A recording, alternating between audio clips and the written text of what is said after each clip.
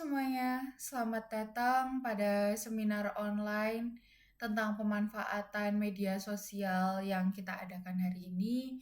Sebelum memulai, izinkan saya perkenalkan diri lebih dahulu. Nama saya Monika Diana Setia dan saya akan menjadi pembicara pada seminar ini. Sebelum itu, kenapa sih kita harus tahu manfaat-manfaat dari media sosial? Karena bagi kalian, para remaja yang tinggal di kota, kita tahu dan kita merasakan pasti bahwa kehidupan kota itu pasti nggak jauh dari namanya modernisasi. Tentu, sosial media bukan suatu hal yang asing bagi kalian sebagai remaja yang tinggal di kota. Tentu kalian juga tahu bagaimana memanfaatkan adanya media sosial dan bahkan mungkin kalian sudah bisa menunjukkan diri kalian, mengekspresikan diri kalian di sosial media dengan branding kalian sendiri. Nah, karena itu kenapa kita harus tahu tentang manfaat sosial media? Kita harus tahu agar kita juga bisa mendapat keuntungan-keuntungan dari manfaat yang ada dari media sosial ini. Sebelum kita memulai pembicaraan itu, mari kita pelajari terlebih dahulu definisi dari media sosial.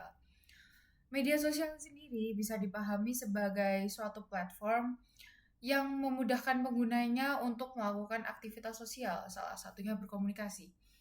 Tapi apakah fungsi dari sosial media hanya itu saja? Tentu tidak.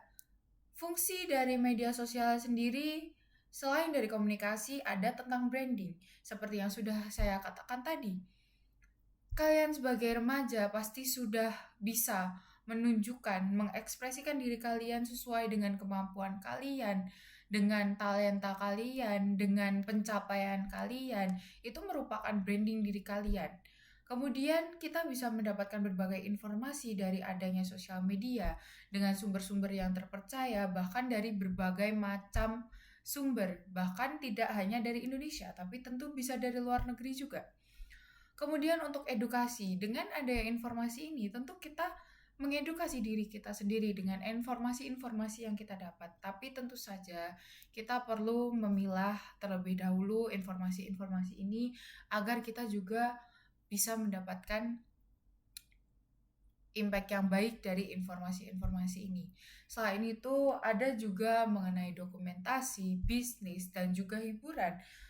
Tentu untuk bisnis sendiri, untuk kalian para remaja mungkin yang sudah mempunyai bisnis sendiri, kalian pasti menggunakan media sosial sebagai salah satu alat untuk melakukan promosi. Nah, itu akan kita bahas di slide selanjutnya. Kemudian, kalian pasti tidak asing dengan aplikasi-aplikasi yang saya tampilkan ini. Berikut ada Instagram, ada TikTok, ada X, ada WhatsApp. Tentu kalian yang merupakan generasi yang tidak jauh dari media sosial ini tentu tahu Instagram itu biasa digunakan untuk apa, TikTok digunakan untuk apa, X digunakan untuk apa, WhatsApp digunakan untuk apa.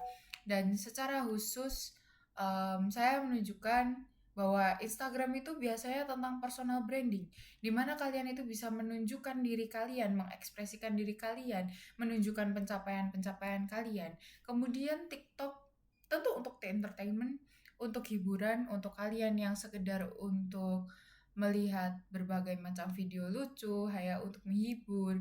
Kemudian dari X kita bisa mendapat berbagai informasi bersifat narasi, tidak hanya dari web, tapi X juga menjadi salah satu sumber berita yang terpercaya loh. Untuk buktinya, saya bisa menunjukkan bukti-bukti ini, yaitu untuk promosi bisnis. Tentu kita bisa membuat akun Instagram khusus untuk toko yang kita buat. Kalian sendiri yang sudah melakukan bisnis pasti tahu bagaimana promosi kalian berlangsung melalui akun Instagram tersebut. Kemudian untuk personal branding, saya akan mengambil satu contoh dari satu influencer dan juga artis muda. Namanya Gabriela Eka Putri. Selain merupakan aktris, dia juga merupakan artis. Dan dia berhasil membangun brandingnya sendiri sebagai seorang artis. Padahal sebelumnya mungkin beberapa dari kita kurang tahu, tapi berdasarkan informasi yang saya dapat, branding awal ia menjadi terkenal adalah dia merupakan salah satu mantan trainee dari K-pop. Salah satunya, mohon maaf, maksud saya dari SM Entertainment. Tentu hal itu tidak bisa disepelekan karena bagi para K-popers, SM Entertainment diketahui memiliki seleksi yang cukup ketat. Kemudian untuk dokumentasi, kita biasa melakukan dokumentasi liburan di personal account kita, dan itu merupakan hal yang biasa tentunya kita lakukan, tidak hanya dari postingan tapi juga bisa kita lakukan melalui story. Kemudian untuk menjalin relasi baru lewat X, dari komentar-komentar yang ditinggalkan kita bisa membangun relasi yang lebih baik lagi, membangun komunikasi yang lebih private lagi. Dari situ bisa berkembang menjadi relasi yang lebih erat, mungkin pertemanan, sahabat, atau lain-lainnya. Kemudian ada komunitas kecil dan komunitas besar, di mana ketika kita memiliki kesamaan pandangan atau kesamaan kesukaan, kita akan lebih mudah untuk bergaul dengan orang-orang di sekitar kita. Nah, sekarang bagaimana caranya supaya kita bisa memaksimalkan manfaat-manfaat dari sosial media? Yang pertama, ada bijak berinteraksi. Meskipun secara online, kita harus tetap menunjukkan sopan santun ketika berkomunikasi, baik melalui chat atau melalui panggilan telepon. Kita harus bisa menunjukkan bahwa kita itu orang yang sopan, orang yang intelektual, sehingga orang tidak akan memandang kita secara sembarangan meskipun melalui platform online. Kemudian bersikap selektif. Pilih dan pilah informasi yang akan dibagikan.